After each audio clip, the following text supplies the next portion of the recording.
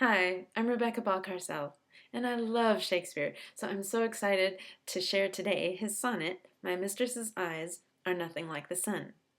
This is a love poem, and on top of that, it's a love poem that makes fun of love poems. Most love poems are filled with a bunch of flattery and exaggerated comparisons between the beloved's qualities and some kind of amazing, natural phenomenon.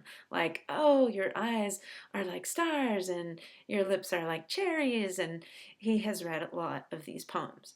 So Shakespeare does something different here and surprises the beloved by sending a poem that says, you know what? Your eyes really are not like the sun. Your lips are not red as coral. Your voice is not like music, but I love you anyway. In fact, I love you for who you really are. And the beloved feels appreciated for her real qualities.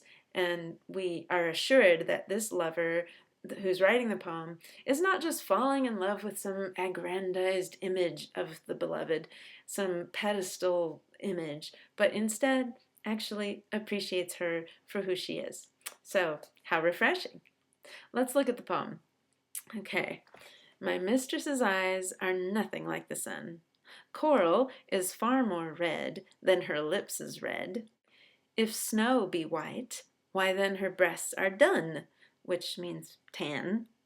If hairs be wires, then black wires grow on her head. I have seen roses damasked red and white, like embroidered, but no such roses see I in her cheeks.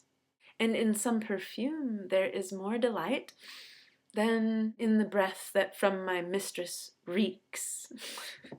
Now, reeks is harsher nowadays than it used to be, but I love to hear her speak, and yet I know that music hath a far more pleasing sound. I grant I never saw a goddess go. My mistress, when she walks, treads on the ground. And yet I think my love as rare as any she belied with false compare. I love those last two lines. It means I think my love as rare and wonderful as any of those women who are lied to with all those false comparisons. Nice, huh?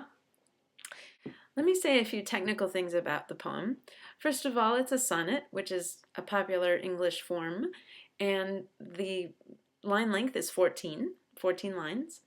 It also has a particular rhyme pattern, and you probably noticed that as I was reading, that you have, reeks rhymes with cheeks, done rhymes with sun, and it's actually in a every other one pattern. So line 1 and 3 rhyme, and lines 2 and 4 rhyme, and it goes on like that. Now the last two lines are special. These are a couple. They're hinged together because they both have the same rhyme at the end. So I think my love as rare as any she belied with false compare. So that ending rhyme gives us a sense of closure. It makes it feel like, the poem is done. Almost like a piece of music that has gotten to that final chord. Ta-da! That's the effect of a rhymed couplet being at the end of the sonnet. Another thing going on here is rhythm. So the words are not just shuffled onto the page, just because they make sense in this order. They are chosen for the stress of their syllables, the emphasis that comes in on certain parts of the word. So we have, my mistress's eyes are nothing like the sun. Now I'm exaggerating it, but we have a da-da, da-da, da-da, da-da, da-da working throughout the whole poem.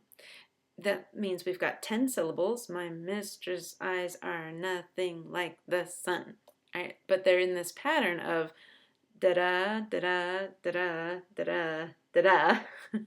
So we have actually 5 little da-das.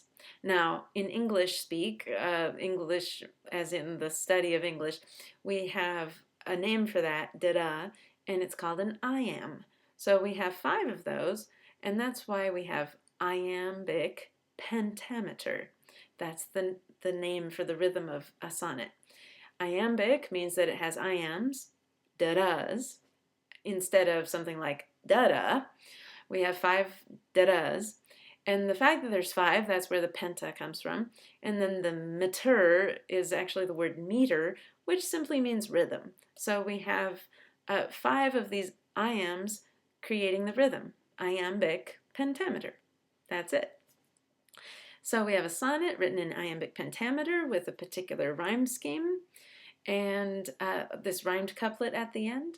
So Shakespeare's managed to convey not only love and humor, but also he's done it through this musical form, the sonnet. Isn't it cool?